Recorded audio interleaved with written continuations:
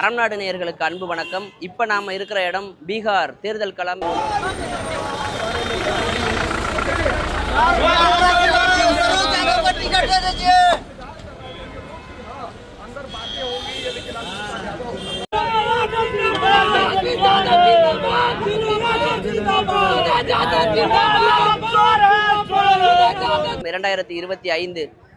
இந்திய வரலாற்றில் பீகார் மாநிலத்துடைய தேர்தல் அரசியலை திருப்பி போடக்கூடிய தேர்தலாக கடந்த காலங்களில் இருந்திருக்கிறது. 1950க்கு பிறகு நடந்த சட்டமன்ற தேர்தலை எடுத்துக்கலாம்.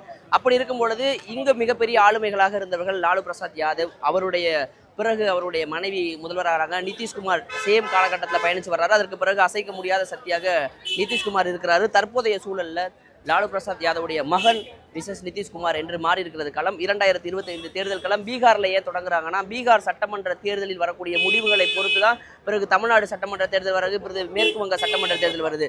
ஸோ இந்த தேர்தலை பெரிதும் எதிர்பார்த்து காத்துட்டு இருக்கிறாங்க. அப்படி இருக்கும் பொழுது பீகார்ல களத்துக்கு செல்வோம். பீகார்ல என்ன நிலவரம் இருக்கிறது அப்படின்னு பார்ப்போம். ஸோ இங்கு ஒரு 3 முனை போட்டி அப்படின்னு தான் நம்ம எடுத்துக்கணும். ஒன்று ஐக்கிய ஜனதா தளம் இருக்கக்கூடிய என்டிஏ கூட்டணி, பாஜக தலைமையிலான கூட்டணி, அந்த கூட்டணியை நம்ம சொல்லி ஆகணும். ஸோ அவர்கள் தான் தற்பொழுது ஆட்சியில் இருக்கிறாங்க. ஆனால் அந்த ஆட்சியின் மீது ஒரு பெரிய அதிருப்தி ஒன்று காணப்படுகிறது. அதன் காரணமாக ஸோ ஆட்சி மாற்றத்திற்கான நேரம் இது அப்படிங்கிறதற்கான ஒரு தோற்றம் தெரிகிறது. ஸோ நம்ம இதற்குள்ள பேசும்பொழுது இங்க நள்ளிரவுல ஒரு தொண்டர்கள் ஆர்ப்பரிப்பு கூட்டம் இங்க தென்படுது. யாருடைய வீட்டின் முன்பு? தேஜஸ்வி யாதவ் அவர்களுடைய வீட்டின் முன்பு மிக பெரிதளவில் ஒரு கூட்டம் தென்படுகிறது. அந்த கூட்டம் எதை குறிக்கிறது? இந்த கூட்டம் என்ன செய்தியை சொல்கிறது அப்படி என்றால், ஒரு ஆட்சி மாற்றத்திற்கான ஒரு அறிகுறி அப்படியே தான் பார்க்க முடியாது. காரணம், இங்க நாங்க கிட்டத்தட்ட பகல்ல இருந்து ஒரு ஊர்களாக சென்று என்ன நிலவரம், பீகாருடைய தேர்தல் களம் என்னவா இருக்கிறதுங்கிறத நம்ம பார்த்துக்கிட்டு இருக்கோம். அப்படி பார்க்கும்பொழுது தற்போதைய முதல்வர் நிதிஷ்குமார் அவர்களுடைய சார்ந்தும் நம்ம பேசுறோம். அவருடைய இல்லத்திற்கும் சென்றோம். ஆனா இவர்களுடைய இல்லத்தில் பரபரப்பான ஒரு கூட்டம் தென்படுது. காரணம், தொகுதி பங்கீடு. அந்த தொகுதியில ஒரு இழுபறி காணப்பட்டு இருக்கிறது. இந்த கூட்டணி ஒரு வலுவான கூட்டணி அமையணும் அப்படின்னா எல்லாருமே வலுவா சேரணும். அதற்கு தொகுதி பங்கீடு மிக பெரிதளவில் இருக்கிறது. ஐக்கிய ஜனதா தளத்தில் நிதிஷ்குமார் கட்சியிலிருந்து முன்னாள் எம்பிக்கள் பலரும் இங்கு தேஜஸ்வி யாதவ் அவர்களை சந்தித்து கட்சியில் இணைந்துள்ளார்கள். இந்த இணைவு என்பது ஒரு வெற்றி, ஒரு சாயல் தென்படும், ஒரு வெற்றி ஒரு தென்படும். அந்த வெற்றியை நோக்கி கட்சி தாவல் இறுதி நேரங்கள் நடக்கலாம். ஏன்னா இப்ப இருக்கக்கூடிய கட்சியின் மீது அதிருப்தி அவர்கள் வெளிப்படுத்தக்கூடிய வார்த்தை என்னன்னா, எங்களுக்கு கட்சியில் முக்கியத்துவம் இல்லை, யாரோ ஒருடைய கை ஓங்கி இருக்கிறது, அதன் காரணமாக நாங்கள் இங்க வர்றோம் அப்படின்னு சொல்றாங்க. ஸோ இந்த கூட்டணி, இந்தியா கூட்டணியில் இருக்கக்கூடிய தேஜஸ்வி யாதவ் தலைமையிலான அந்த கூட்டணியில் முதல்வர் வேட்பாளராக அவர் இருக்க போகிறார். பல முக்கிய விஷயங்களை வைக்கிறாரு. வீட்டுக்கு ஒரு அரசு வேலை அப்படிங்கிற ஒரு விஷயத்த வைக்கிறாங்க. இதெல்லாம் மாற்றத்திற்கான அறிகுறியாக இருக்குமா அப்படிங்கிறத பொறுத்து பார்க்கணும். ஆனால் களத்துடைய யதார்த்தம் இன்னொரு புறம் பிரசாந்த் கிஷோர் அவருடைய கட்சி தலைமையில் கீழே ஒரு கூட்டணி இங்கே களம் காண்கிறது. நம்ம 3 இடங்களுக்கும் சென்றோம். 3 இடங்கள்ல இறுதியாக அதிக கூட்டத்தோடு ஒரு ஆர்ப்பரிப்போடு இங்க தொண்டர்கள் ஆரவாரமா இருக்கிறாங்களே அப்படிங்கிற இந்த பகுதியை சுட்டி காட்ட வேண்டிய நேரம். நீங்க பல கிரௌட காமிக்கலாம். நான் அந்த விஷுவல்ஸ் உங்களுக்கு காமிக்கிறேன். இங்க பலரும் முன்னாள் எம்பிக்கள் இங்க வந்து இணைகிறாங்க. முன்னாள் எம்எல்ஏக்கள், சிட்டிங் எம்எல்ஏவா இருக்கக்கூடிய பலரும் இங்க தேஜஸ்வி யாதவ் அவருடைய இல்லத்துல வந்து சந்திக்கிறாங்க. ஸோ இந்த சந்திப்பின் பின்னணியில, இந்த கூட்டணி பேச்சுவார்த்தை பின்னணியில ஒரு ஆட்சி மாற்றம் இங்கு தென்படுது. அவருடைய நீங்க அந்த ஆர்ப்பரிப்பை உங்களால பார்க்க முடியும். ஸோ தொடர்ந்து களத்துல என்ன நடக்கிறது அப்படிங்கிறதான் பேசணும். கிட்டத்தட்ட டைம் இப்ப பாத்தீங்க அப்படின்னா நள்ளிரவு 11 மணி, கிட்டத்தட்ட ஒரு 10-11 மணி ஆக போகிறது. ஆனால் அந்த கூட்டம் கலைந்த பாடு கிடையாது. ஒருவராக வந்து சந்திக்கிறாங்க, இந்த கூட்டணி குறித்து பேசுறாங்க. இப்பொழுது இந்த ஆட்சி மாற்றம் இங்கு தேவை அப்படிங்கிறத எடுக்கிறாங்க. ஸோ பீகார் தேர்தலில் இந்த முறை லாலு பிரசாத் யாதவுடைய மகன் கை ஓங்குகிறது அப்படிதான் நம்ம எடுத்துக்க முடிகிறது. ஏன்னா நான் பேசுகிற சவுண்டை விட உங்களுக்கு மேபி அவங்களுடைய ஆரவாரமெல்லாம் உங்களுக்கு கேட்கும். எல்லாருமே சுற்றி பார்க்குறாங்க. நேரமாக ஆக ஒரு வாகனமாக உள்ளே செல்கிறது. வெளியே வரும்போதெல்லாம் ஆர்ப்பரிப்பு காத்திருக்கிறது.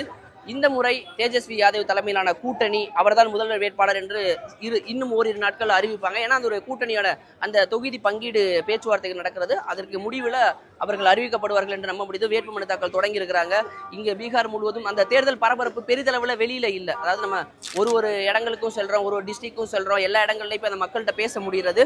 பேசும்பொழுது அந்த தேர்தல் பரபரப்பு வெளி இடங்கள்ல இல்லை, அரசியல் சார்ந்த இடங்கள்ல நம்ம ஒரு இல்லமா செல்றோம். முதல்ல நிதிஷ்குமார் அவருடைய இல்லத்துக்கு செல்றோம். தற்போதைய முதல்வர் அங்கு பரபரப்பு தொற்று சற்று கம்மியாக காணப்படுது. காரணம் அவர்களுடைய கூட்டணியில மிக பெரிதளவுல தொகுதி பங்கீடுல பெரிய பிரச்சனைகள் சென்று கொண்டிருக்கிறது. அவர்களுடைய கூட்டணியை இருக்குமா அப்படிங்கிற ஒரு சிராக் பஸ்வான் கிட்டத்தட்ட 25 தொகுதிகளிலிருந்து 40 தொகுதிகள் கேட்கிறாரு. அவருடைய கூட்டணி முறியக்கூடும், எங்களுக்கான ஒரு ஆல்டர்னேட் சாய்ஸ் இருக்கிறது அப்படிங்கிற ஒரு காரணத்துல சிராக் பஸ்வான் பேசுறாரு. அப்படி இருக்கும் பொழுது அவர்கள் கூட்டணி தாவல் நடக்குமா, அவர்கள் யாரோட கூட்டணி போவாங்க ஒரு பரபரப்பு அங்கு அவர்களுக்குள் ஒற்றுமை இல்லாத சூழல் ஏற்படக்கூடிய நிலையில இங்கு தேஜஸ்வி யாதவ் தலைமையிலான கூட்டணி எந்த குழப்பமும் கிடையாது. ஆனால் ஓரிரு நாட்கள்ல அந்த தொகுதி பங்கீடும் சீட்டும் டிசைட் செய்யப்படும் அப்படிங்கிற எண்ணத்துல இருக்கிறாங்க. நள்ளிரவுல பேச்சுவார்த்தைகள் தொடர்ந்து நடந்துகிட்டு இருக்கிறது. முன்னாள் எம்பிக்கள் எம்எல்ஏக்கள் தற்போதைய சூழலில் இருக்க பலரும் தாவலோடு அதாவது மரியாதை நிமித்தமான சந்திப்பு என்ற பெயரில் கடைசி நேரத்தில் பேசக்கூடிய பேச்சுக்கள் எல்லாம் பார்க்க முடிகிறது. இதெல்லாம் ஆட்சி மாற்றத்திற்கான அறிகுறியா, மக்கள் தற்போதைய அரசின் மீது அதிருப்தியில் இருக்கிறார்களா அப்படிங்கிற பல்வேறு கேள்விகளை நமக்கு எழுப்பது களத்துல இருந்து பார்க்கும் பொழுது இதில் மூன்றாவது நபராக களம் கண்டிருக்கிறாரு தேர்தல் வியூக வகுப்பாளர் பிரசாந்த் கிஷோர். நமக்கு பலரும் பரிச்சயப்பட்ட பெயர், நமக்கு ரொம்ப பரிச்சயமான பெயர். ஏன்னா பீகார் மக்களுக்கு அவருடைய ஊரா தெரியும். நமக்கு நம்மளுடைய தேர்தல் களத்துல பணியாற்றி பிரசாந்த் கிஷோர் அரசியல் ஆலோசகராக செயல்பட்டிருக்கிறார். அவருடைய வெற்றி தோல்விங்கிறத வைத்தாலும் அவர் இந்த அரசியல்ல ஒரு என்னத்தை தாக்கத்தை ஏற்படுத்த போறார் அப்படிங்கிறது இந்த மக்களுடைய ஒரு பெரிய எதிர்பார்ப்பாக இருக்குமான்னு கேட்டா அவரு ஒரு சும்மா சொன்னா ஒரு ஓட்டுகளை பிரிக்கக்கூடிய இடத்துல தான் அவர் பிளே பண்ண போறாரு தவிர மற்றபடி அவரால் எந்த ஒரு பெரிய மாற்றமும் இல்லாத சூழல் தான் நம்ம கிரவுண்ட்ல பாக்குற விஷயமா தெரிகிறது. ஸோ தொடர்ந்து இந்த இல்லங்கள்ல தொண்டர்கள் குவிந்த வண்ணம் இருக்கிறாங்க. நள்ளிரவுல பேச்சுவார்த்தைகள் தொடங்கி இருக்கிறது. தொகுதி பங்கீடு அதாவது சீட் ஷேரிங் அப்படிங்கிற அந்த பார்கெனிங் எல்லாம் போயிட்டு இருக்கு. அதெல்லாம் முடிந்து ஓரிரு நாட்கள்ல முடிவெட்டப்படும். முதல்வர் வேட்பாளராக அவர் எப்படியும் அவர் தான் அறிவிக்க போறாங்க. உங்களுக்கு தெரிய ஒரு நம்புறோம். தொடர்ந்து களத்துல என்ன நடக்கிறது, இங்க பீகார் தேர்தல் களத்தில் என்ன நடக்கிறது அப்படிங்கிறத உடனுக்குடனே அரம்நாடு வாயிலாக உங்களுக்கு தெரியப்படுத்துறோம். இது குறித்து வேறு ஏதாவது செய்திகள் இருந்ததானாலும் இதை குறித்து கவர் செய்யணும்னாலும் நீங்க கமெண்ட் பாக்ஸ்ல தெரியப்படுத்துங்க. தொடர்ந்து இவருடைய இல்லத்திலிருந்து நிறைய விஷயங்கள் அடுத்தடுத்து வர காத்திருக்கிறது. ஏன்னா நாளைய தினமெல்லாம் பிரச்சாரங்கள் எங்கெங்கெல்லாம் மேற்கொள்ள போகிறாங்க அப்படிங்கிற விஷயங்களை பார்த்துக்கிட்டு இருக்கோம். பிரச்சாரங்கள் இப்ப நம்ம பொதுவா தேர்தல் காலம் அப்படின்னா அந்த வேட்புமனு தாக்கல் காலத்துல இருந்தே நிறைய அந்த போஸ்டர்கள் பேனர்கள் அந்த ஆர்ப்பரிப்பு அதெல்லாம் இருக்கும். அதெல்லாம் ஒரு சற்று பஞ்சமா இருக்கிறது. அந்த பஞ்சத்துடைய வெளிப்பாடு என்ன அப்படின்னா மக்களுக்கு இந்த தேர்தல் குறித்து போய் சேரலையா, தற்பொழுது இருக்கக்கூடிய ஆட்சியின் மீது அதிருப்தியின் வெளிப்பாடா?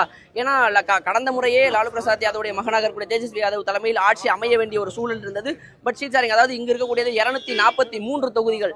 243 தொகுதிகளில் 122 தொகுதிகளை வைத்திருக்கக்கூடிய அணிதான் ஆட்சி அமைக்க முடியும். அந்த தனி பெரும்பான்மை கிடைக்கல. அது கிடைக்கலங்கும் போது தான் ஆட்சி அமைக்கிறதுக்கு தவறுறாங்க.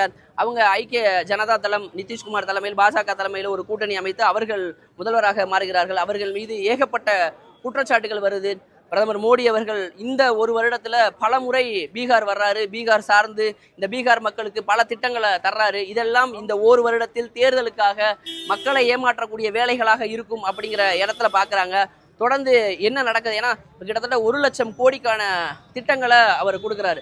1 லட்சம் கோடிக்கான திட்டங்களை பீகார் மக்களுக்கு கொடுப்பதற்கான நோக்கம் என்ன, அது முழுமையா சென்றடைந்ததா? அப்ப இறுதி நேரத்தில் மீண்டும் ஆட்சியை கைப்பற்றுவதற்கான, நான் மீண்டும் முன்பே சொன்னேன், பீகார் தேர்தல் இந்திய தேர்தல்களில் மிக முக்கியமான தேர்தலாக சட்டமன்ற அந்த மாநிலங்களுடைய தேர்தல் பார்க்கப்படும்.